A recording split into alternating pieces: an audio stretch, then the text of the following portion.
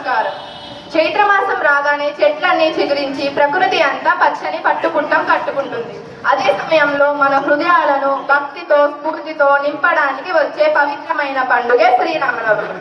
ఈ పుణ్యదినాన నా భావాలను మీ ముందు పంచుకునే అవకాశం రావడం నా అదృష్టం. మిత్రులారా, మనం ప్రతిరోజు పాఠశాలకు వచ్చి ఎన్నో పుస్తకాలు చదువుతాం. కానీ వాల్మీకి మహర్షి రాసిన రామాయణం ఒక గొప్ప జీవన పాఠ్య పుస్తకం. అందులోని కథానాయకుడు శ్రీరాముడు. ఆయన కేవలం పూజ గదికే పరిమితమైన దేవుడు కాదు.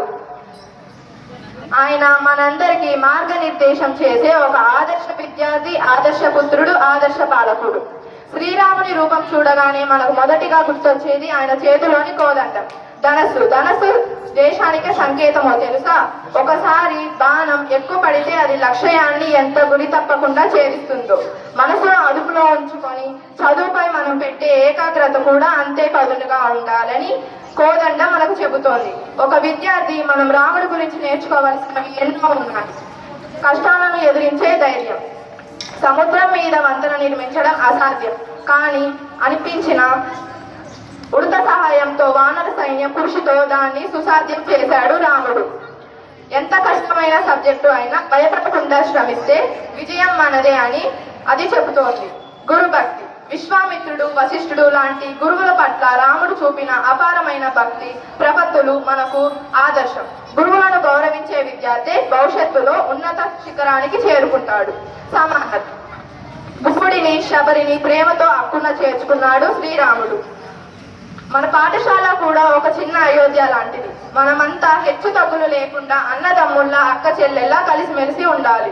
నా ప్రియనేస్తలారా, పండుగ అంటే కేవలం కొత్త బట్టలు కట్టుకోవడం, పానకం త్రాగడం మాత్రమే కాదు. శ్రీరాముని సద్గుణాలు ఏ ఒక్కటైనా మన ప్రవర్తనలో అలవర్చుకోవడమే నిజమైన పండుగ.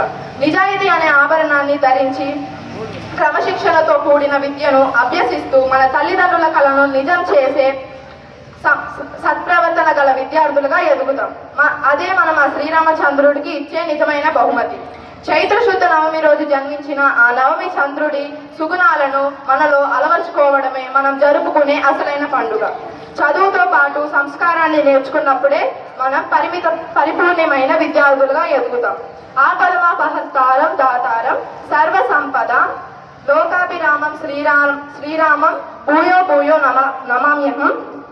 సకల కష్టాలను తొలగించి విద్యాబుద్ధులుగా ఎదగాలని ప్రసాదించే ఆ లోకాభిరాముని ఆశీర్వాదాలు మనందరిపై ఉండాలని కోరుకుంటూ నాకు ఈ చక్కటి అవకాశం ఇచ్చిన పెద్దలకు నమస్కరిస్తూ సెలవు తీసుకుంటున్నాను. జై శ్రీరామ్.